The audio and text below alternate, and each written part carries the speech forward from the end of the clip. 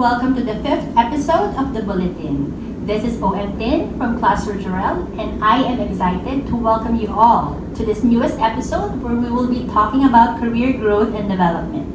And today, to help us all dive into this exciting topic, we will be joined by the best man for the job. Let's get to know more of the Global Learning Excellence General Senior Manager, Doc Vic Catanghal.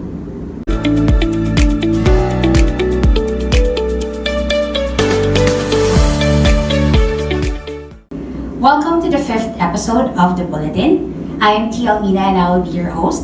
And it is indeed a privilege to have this sit-down interview with someone that is intelligent, eloquent, and organized. Someone that all the leaders look up to, no other than the Global Learning Excellence General Senior Manager, Doc Vic Catanghal, right?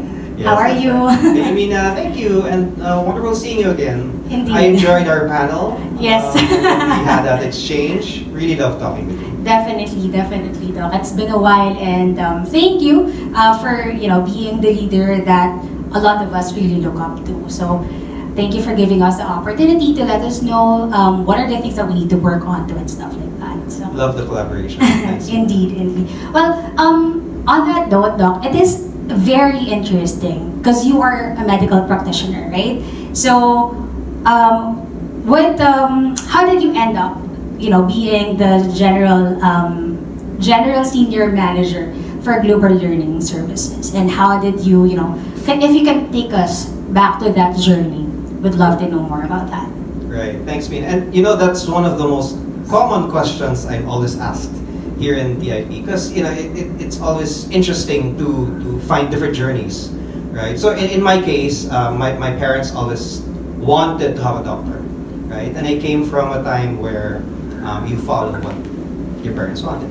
So went to medicine, it was okay for what it was, but I was always that guy who had flip sheets, who would always be teaching. I would prioritize teaching over studying, to the detriment of some of my courses. But then after medicine, after serving in the hospital, I wanted to teach. So I got off that journey, wanted to try. So I went into corporate in a company called MTC Academy. It was a medical transcription. I thought it was in line with my course. I was a medical lecturer, and it was fun. It was fun for me, right? So it was then I decided to move away from the medical field and concentrate on that. So I moved out of my parents' house so that I would get more freedom. Then after a time, there was a boom of the contact center industry. And since I was the youngest among the partners, I decided to see what this is all about. So I really didn't know what the call center had in store. So I was lucky enough to get an interview in Market. Was able to get in there. So I entered as an agent because I wanted to find out what it was. And and then I fell in love with the telesculpture. I was so happy that I was able to do what I love, do the passion. So I went from agent to officer to project officer, good to great program, to HR, and then I was happy to serve as an officer in L&D. At that time, we were only working as a region, but then we transitioned into the global setting. So that was fun. I was able to serve as one of the L&D officers and then manager. Until now, I'm priming the Philippines as well as supporting the rest of the regions in Asia. So that was fun, and I learned from that. It's fine to honor what your parents wanted, I guess, yes. But I think it would be great if you find what you wanted to do then. Because I remember at the time, I was always hot-headed, I was very driven, I was trying to prove something. But when I was able to do what I wanted here, it was like a breath of fresh air, right? So, and it was teaching and talking with people, and that's how I ended up here. I would still do med missions, I would still do surgical missions in summer, right? But, this is my day job, and that became my hobby, if that makes sense. It does. And how is it, pala, Doc? Because you said that you are very driven as a person, right? And then you kind of find your way to be excelling in this industry. So how did you come up with parang understanding, or you finding yourself that this is my purpose? Parang, how come that you chose to be in this industry where you know pretty much that you can excel in different industry, but why here? How come that you find your purpose here? Right. That is interesting, and you're correct. I could have found that in other industries, but that is because it was like home. It was like I was accepted. The medical world at the time, it was very in terms of who you must be, right? What is expected of you, the perception of people. So I carried that over, and early on in TELUS, I thought that was the way the world worked. But then the culture here was very accepting in terms of diversity. I was able to relax with the people. So I guess it's because of the culture, the enabling culture that TELUS provided, right? To be able to do what I want and have good mentors and have good people to work with. So I guess that's the reason why I was able to thrive, I guess. And I think a lot of people share my story, same story. Definitely. And very interesting talaga daw. Kasi most especially, that's one of our, I think, driving force here in TELUS. It's really our culture. Correct. So, yeah, I'm happy to hear from someone that has been with the company for so long that you are still feeling and you still feel at home and you are still, you're still embracing the culture of TELUS. Yes. And we've evolved, right? With the new TELUS values. It's always evolving. Yes. Right? Yes. That's what I love. After all, it's a dynamic Right. industry, right? Correct, So yeah, correct. indeed. On that note, Doc, how did you leverage your profession to excel in this industry? Right. So that's something I was able to see as I've grown in TELUS. So I've been here for 14 years, and I did see the pros and the cons. I think what I carried over from the medical field is the discipline, because in medicine, if you fail to do something, a patient dies, right? If you fail to monitor something, the patient dies. So I was able to break that here because it stuck with me for several years. So if there is something that has to be done, there is that sense of urgency.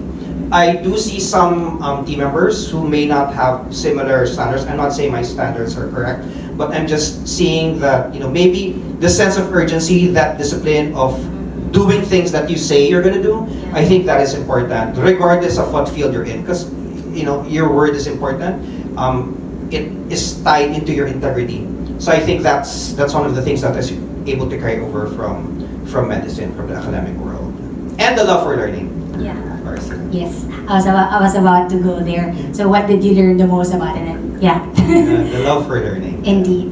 And since you are the Global Learning Excellence General Senior Manager, sir, as a leader, what for you is the best leadership quality or competence one has to develop?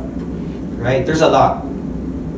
But based on experience and from what I've read, it's really about critical thinking. A lot of the CEOs around the world, based on the study, they are saying one of the most common competencies or skills that young managers lack is critical thinking. Right? Part of that is because there are different understandings of what critical thinking is, but it's really about being able to look at a problem in different ways, analyze it, find a solution, and try to evaluate if that's the right way to go. I think nowadays it's easy to become lazy because of the many tools that we may have. We forget the purpose. We forget why we're here. It's to solve the problem and not just use the tools, to be able to solve it.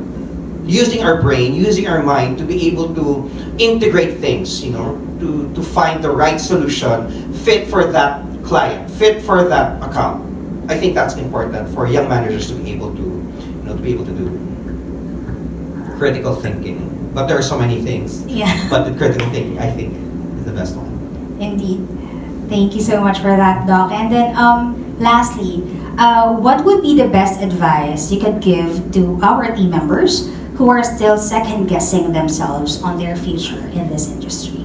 Wow, that's a big one. And I'm sure a lot can relate, because I can relate to their question. Second guessing, our biggest competitor really is ourselves, right?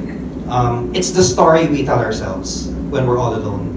When we are chatting and we don't hear anyone else on the other side, we would tell stories and we would listen to those stories, right?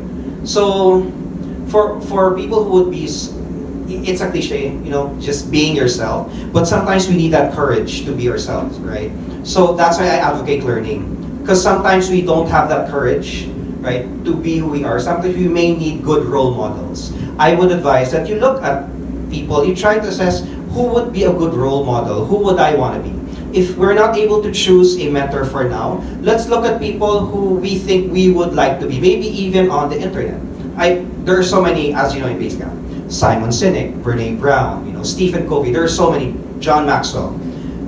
But I guess the first step is really to start asking the questions and not being complacent, not being contented. I mean, be contented, but up to a certain extent, it's always learning what's new, what's problem reframing. How might we do something different with regard to a situation so that we're always improving, right? Because I think with learning, it keeps us humble, right? And it allows us to be more authentic, to become who we are, because we find out so many aspects, different aspects about ourselves, right? So continuous learning, asking for help, and having the courage to ask the hard questions to ourselves. Yeah. So this is something I learned. If there's something that is bothering me, even the smallest thing, I would ask why. Why is that my trigger? Yeah. Because if we don't solve it now, we're going to need to solve it sometime later if you don't deal with it now. I hope that makes sense. It did. And I'm not entirely sure if it was Miko or if it was LG during our one of the sessions. Just to highlight that it's really yourself that you are in battle with, right?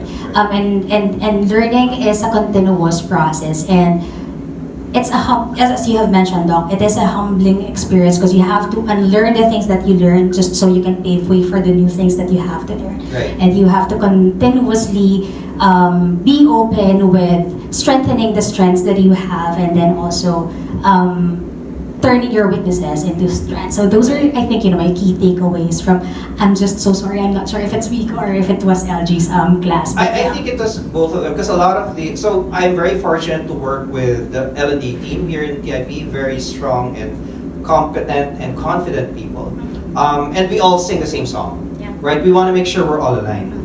There's this author, his name is Adam Grant, if I'm not mistaken, and he defines a lot of the young managers today to be stuck on Mount Stupid. Right, Mount Stupid. So think of a valley. So the valley, there's a plateau, right? So usually with the new managers today, a little knowledge, right? And then they feel they don't need to learn anything else because they have that knowledge. So they get stuck in Mount Stupid. Which is why I advocate learning, continuous learning, so that you don't get stuck on that mount and you keep learning and learning and learning, right? Because, as a leader, I think that is important. It's law number 1 of Maxwell. Right, law of the lid. The greatness of the team will not surpass the greatness of the leader. So if the leader continues to be complacent at that level, the team can only go so far. Right. So I hope that's something that a lot of people that resonates with a lot of people. Yes. And super thank you for granting us and making time for us to have this interview. And we have a lot of takeaways, and I hope the viewers as well, would learn a lot with this session. So, any perhaps last few advices or words or something like that for team members that are aspiring to be a leader as well. Well, first off, thanks Mina for hosting this, and thanks team for hosting this. I guess I would echo what I always say in the classes, because it's in line with my advocacy. It's living at your most authentic, being your most authentic self, right? So my favorite, I keep saying this, my favorite author is Brene Brown, and she had underlined that authenticity is the beginning of human connection. Authenticity is the beginning of human connection. Magpakatotoo tayo sa sarili natin. Lalo na if you want to become a good leader. Kasi for you to be a good leader, you have to make those connections. How are you going to make those connections if you are not connected with yourself? You cannot give what you don't have. So be true to yourself, be who you are, admit if you don't know things, share what you know, right? Be a good advocate for leadership, integrity, and humility.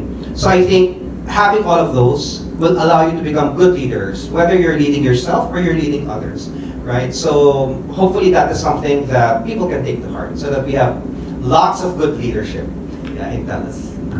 Thank you so much, Doc. Thank you so much for once again for granting us this time, and thank you so much, guys. So That concludes this session, and see you again next episode in Bulletin. Bye, guys. Bye, team.